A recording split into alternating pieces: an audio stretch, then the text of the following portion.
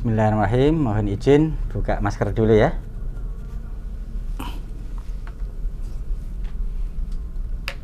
Assalamualaikum warahmatullahi wabarakatuh. Alhamdulillah di samping kami kita ketemu atau bisa bertemu dengan Pak Ketut selaku Ketua Umum Serikat Pekerja Pegadaian. Saya kepengen bincang-bincang sebentar mencermati rapat dengar pendapat tanggal 8 Februari tahun 2021 yang berlangsung di dua tempat sekaligus yang mengusung materi rencana holding atau akuisisi PT Pegadaian Persero dan PT Permodalan Nasional Madani PNM oleh PT Bank BRI antara Direksi PT Pegadaian Persero dan Direksi PNM dengan Komisi 6 DPR RI serta Kementerian Keuangan dengan Komisi 11 DPR Republik Indonesia. Bagaimana Pak Ketut pandangan dari rapat dengar pendapat tersebut? Baik, terima kasih Pak Selamat. Assalamualaikum warahmatullahi wabarakatuh. Salam sejahtera untuk kita semuanya. Saya Ketut Suardiono, mewakili karyawan Pegadaian seluruh Indonesia, ingin menyampaikan beberapa hal yang mungkin dapat menjadi masukan pemerintah, kementerian, atau stakeholder yang lain untuk mengambil keputusan yang terbaik. Kata terbaik mungkin dapat diartikan banyak hal, namun kami mewakili masyarakat dan keluarga besar PT Pegadaian ingin melihat dan menyampaikan bahwa yang terbaik untuk semuanya, untuk negara, rakyat, masyarakat maupun bagi pihak-pihak yang terlibat dalam hal ini adalah masing-masing perusahaan yang akan di holding. Apabila dicermati, memang ada 3 hal pokok yang dibahas oleh Dewan, baik Komisi 6 maupun Komisi 11 kemarin yang tanggal 8 Februari, Pak Slamet. Ya. Yaitu satu tentang holding ultramikro itu berguna untuk masyarakat, yang utamanya untuk sektor usaha mikro yang bertujuan untuk memperluas jangkauan, memperdalam pelayanan, memberdayakan secara berkelanjutan. Nah, ini yang menjadi konsennya dari pemerintah. Kemudian holding penggabungan Pegadaian dan PNM yang nantinya akan mendapatkan modal murah sehingga menurunkan suku bunga kredit mikro kepada nasabah. Ujungnya seperti itu nanti yang diharapkan. Kemudian ada juga holding Pegadaian dan PNM nanti dapat memanfaatkan teknologi yang dimiliki oleh BRI. Semuanya kalau kita lihat secara garis besar itu bagus, oke. Ini ada pertanyaan Pak Ketut. Dari RDP tersebut kan disebutkan bahwa Pegadaian dan PNM dapat memanfaatkan teknologi dan jaringan outlet BRI yang lebih banyak.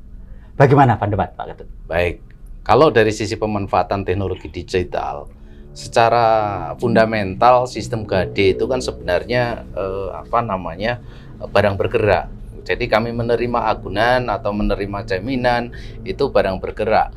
Nah, sehingga sampai saat ini pun banyak hal-hal yang tidak mungkin atau tidak bisa tergantikan dengan proses digitalisasi. Namun demikian dalam bidang lainnya, baik dalam hal pembayaran atau jasa digital lainnya, Pegadaian sudah online. Jadi sudah host to host antara outlet satu dengan outlet yang lain itu sejak 2013. Jadi tidak ada alasan lah bagi Pegadaian untuk digabung hanya gara-gara alasan teknologi. Kalau kita lihat bahkan saat ini nih Pak Slamet atau teman-teman seluruh Indonesia, Pegadaian itu merupakan 4 BUMN yang sudah kerjasama dengan DJP tahap 2. Ini baru 4 BUMN saja. Dan tentunya hal ini menjadi salah satu bukti bahwa digitalisasi Pegadaian tidak kalah dibanding perusahaan lain. Ada satu hal lagi tentang scoring, pembiayaan, dan lain sebagainya. Kita sudah digitalisasi, kita kerjasama dengan Dukcapil, kita kerjasama dengan berbagai lembaga lain yang langsung nanti bisa menjadi scoring untuk pembiayaan kredit. Nah, jika memanfaatkan layanan digitalisasi BRI, termasuk pemanfaatan gedung dan lainnya yang katanya gratis, hal ini nanti apakah itu mungkin, kan gitu kan? Karena jangkauannya, penggunaannya dan lain sebagainya, digitalisasi itu kan tentunya harusnya sebenarnya kan sewa, ya kan? Nah, kalau digratiskan, apakah mungkin? Karena itu nanti akan diatur di dalam undang-undang KUP atau kalau kita istilahkan itu transfer pricing. Jadi tidak bisa secara serta-merta ini gratis dan lain sebagainya, karena itu akan saling terkait. Nah, seperti kita tahu Pak Slamet bahwa BRI itu kan perusahaan terbuka ya. Betul.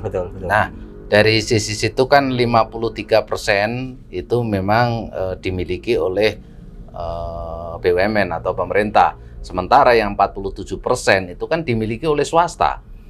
Ya, kemungkinan di dalam kepemilikan swasta itu ada orang asing, yang berarti merupakan sebenarnya BRI itu merupakan perusahaan publik yang pengelolaannya berbasis pada keterbukaan dan bisnis oriented. Kalau dilihat dari itu Pak Slamet, PNM dan Pegadaian itu ada dan dibentuk oleh pemerintah sebenarnya berfungsi untuk fungsi-fungsi dan tujuan-tujuan tertentu, yang salah satunya itu misi sosialnya. Jadi untuk namanya misi sosial kan fungsi awalnya untuk mengentaskan kemiskinan dan memajukan perekonomian rakyat. Bagaimana praktek operasional PNM dan Pegadaian dalam mempertahankan misi sosial tersebut? Itu yang paling terpenting dan harus konsisten dilakukan sampai nanti. Apabila induknya itu TBK, kemudian mengendalikan BUMN yang berfungsi untuk misi kemiskinan, misi mengentaskan kemiskinan, tentu ini akan berbeda nantinya. Memang benar, walaupun dimiliki oleh negara, mayoritas kepemilikan saham BRI oleh negara, tetapi apa kemampuannya, seberapa besar sih negara mampu mengontrol keberadaannya tersebut, atau mampu mengontrol kebijakan-kebijakan korporasi yang dilakukan oleh perusahaan publik. Hal ini perlu menjadi pertimbangan yang harus dicermati oleh pengambil kebijakan, saya kira.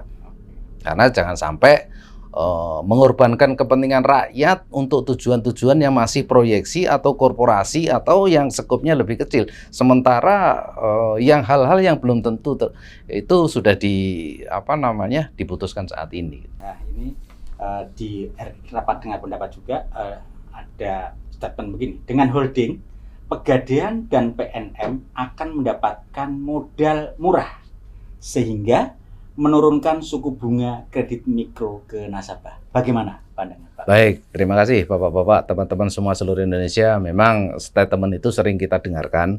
Kita nanti akan dapat bunga murah untuk pembiayaan Pegadaian supaya nanti endingnya ke nasabah itu murah.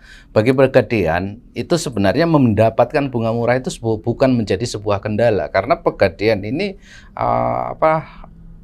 memiliki rating itu AAA. Dari keterangan yang disampaikan di Rut PNN kemarin Pak Slamet, bahwa bunga murah atau kemudian yang ingin ditujukan ke nasabah itu bunga murah, itu kemarin Direktur Utama PNN kan menyampaikan bahwa bunga PNM itu tinggi bukan semata-mata karena biaya modalnya tinggi, tetapi lebih banyak ke biaya overhead, biaya penagihan, karena biaya operasionalnya yang tinggi. Jadi bukan semata-mata karena pinjaman komersil PNM atau apanya, bukan, tapi lebih kepada memang biaya overheadnya yang tinggi. Sedangkan kalau Pegadaian kalau dibandingkan dengan perbankan, dengan lembaga pembiayaan lain, itu sebenarnya juga tidak terlalu tinggi karena kita menggunakan pola kredit jangka pendek 4 bulan, kemudian 5 bulan grace period atau bebas bunga. Nah, itu kan bukan menjadi yang bisa disebut tinggi atau tidak, sehingga ketika kelihatannya nampaknya tinggi, tetapi ketika kita bicara tentang jangka pendek itu tidak terlalu tinggi. Jadi kalau dibandingkan dengan pembiayaan lain masih rendah lah kita. Contoh saja begini, tercermin di dalam laporan keuangan Pegadaian ya. Biaya pegawai dibanding dengan biaya cost of fund itu malah justru banyakan biaya pegawai. Nah, solusi untuk mendapatkan bunga murah, modal murah, bukan hanya dengan melakukan holding saya rasa. Karena Pegadaian bisa saja, ya sebut sajalah kita IPO misalnya, atau go public dengan menjual saham langsung. Kita pernah tahun 2016 Pegadaian itu mengajukan IPO ke Dewan. Tetapi pada saat itu IPO kita, usulan kita ditolak. Karena apa? Karena pada saat itu Dewan, pemerintah konsisten dengan tujuan pendirian Pegadaian untuk pengentasan masyarakat miskin. Sehingga itu yang disampaikan. Sampai sekarang itu misi sosial itu sampai sekarang tetap diemban Pegadaian. Jadi apa bedanya dengan sekarang yang justru akan digabung dengan perusahaan BRI yang notabene perusahaan terbuka? Ini ada pernyataan lagi di saat RDP, rapat dengar pendapat dengan anggota Dewan, Pak Ketut. Holding ultramikro sangat berguna untuk masyarakat, terutama sektor usaha mikro kecil, karena bertujuan memperluas jangkauan, memperdalam pelayanan, dan memberdayakan secara berkelanjutan. Akan memunculkan pertanyaan lain. Haruskah dengan holding, merger, akuisisi dengan Bank BRI sebagai induk? Bagaimana pandangan Pak Ketut? Baik, saya akan memberikan gambaran sedikit tentang outlet dan jumlah nasabah Pegadaian atau BRI atau PNM. Kita paham dan kita sepakat itu karena memang BRI sudah sangat besar dan jauh di atas kita untuk kebesarannya. Dan outletnya pun di Indonesia mungkin perbankan lebih paling banyak itu BRI. Yang saya baca, saya dengar, saya lihat itu ada 7.500 outlet dan ribuan agen. Mantap. Nah, kalau Pegadaian itu 4.000-an outlet. Nah, kalau agennya juga ada ribuan. Nah, PNM itu 3.400-an outlet. Dalam hal ini jumlah outlet BRI tentunya lebih besar dibandingkan dengan Pegadaian, PNM, dan mungkin perbankan lainnya. Namun demikian bukan berarti jumlah outlet besar itu akan menyasar jumlah nasabah yang besar, karena kalau kita lihat dari hasil penelusuran ini jumlah kalau kemarin juga RDP-nya BRI, RDP-nya PNM, Pegadaian, BRI itu menyalurkan ke nasabah mikro itu 10 juta. Dari 7.400 outlet. Ya. Kemudian PNM itu menyalurkan ke 8 juta nasabah mikro dari 3.400. Nah, kan? Kemudian Pegadaian sendiri itu menyalurkan ke 16,5 juta nasabah. Nah, dari 4.000-an outlet. Nah, dari situ kita bisa melihat bahwa jumlah outlet, banyaknya outlet, bukan menjadi parameter untuk pelayanan mikro. Tidak berbanding lurus. Berbanding lurus.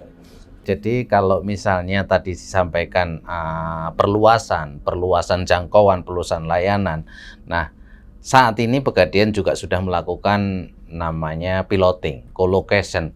Jadi ada beberapa outlet yang sudah kita coba dari bulan November 2020 dengan pola menempatkan 1 orang penaksir di salah satu outlet BRI, dan hasilnya sampai saat ini yang kita lihat sangat-sangat kurang signifikan. Banyak sebenarnya hal-hal yang bisa dimanfaatkan, yang diperlukan sebenarnya tidak harus co-location, tidak harus ini, tetapi lebih kepada inovasi-inovasi yang seharusnya bisa lebih baik. Bisa dibayangkan Pak Slamet, jika Pegadaian atau PNM ini digabung ke BRI, ini kan misi-misi rakyat kecil kemudian dibawa ke perusahaan terbuka, itu kan menjadi satu hal yang menjadi tanda tanya besar.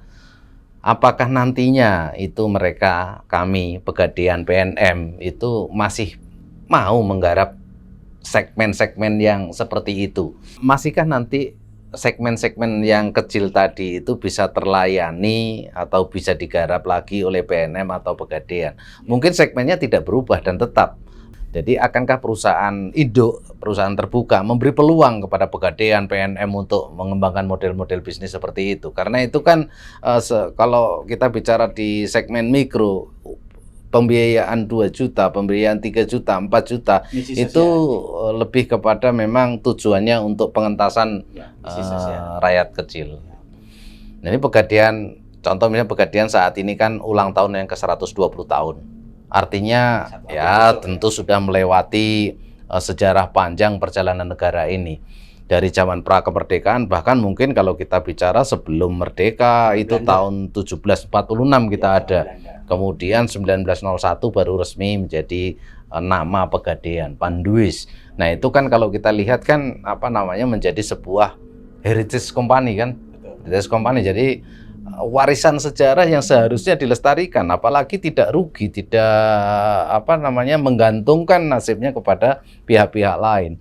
Ya, krisis-krisis itu sudah terlewati. teruji. Dan kita sampai sekarang juga eksis, bahkan terus berkembang. Yang dibuktikan pada tahun 2018 atau laporan tahun 2019 itu kita menyumbangkan dividen terbesar 10 besar lah ke negara. Nah, di sisi lain memang Pegadaian yang kita lihat berdiri 1901 itu tetap konsisten dengan segmennya, Pak Slamet, menengah ke bawah. Jadi nasabahnya ya memang nasabah kecil-kecil, bukan nasabah besar. Bahkan kalau kita katakan nasabah lapisan terbawah tetapi produktif. Ya. Karena kalau tidak produktif, nasabah gade, kemudian tidak bisa nebus, nah Pegadaian juga tentunya akan nggak bisa bertumbuh berkembang di situ. Makanya kita sebut produktif. Tetapi produktifnya untuk kebutuhan produktif, baik untuk produktif maupun konsumtif. Jadi kalau kita lihat memang Pegadaian itu yang saya sampaikan tadi memberikan layanan yang sangat unik. 50.000 kita layani. Oke, 50.000. Nah, 50.000 itu bunganya berapa? Kecil sekali.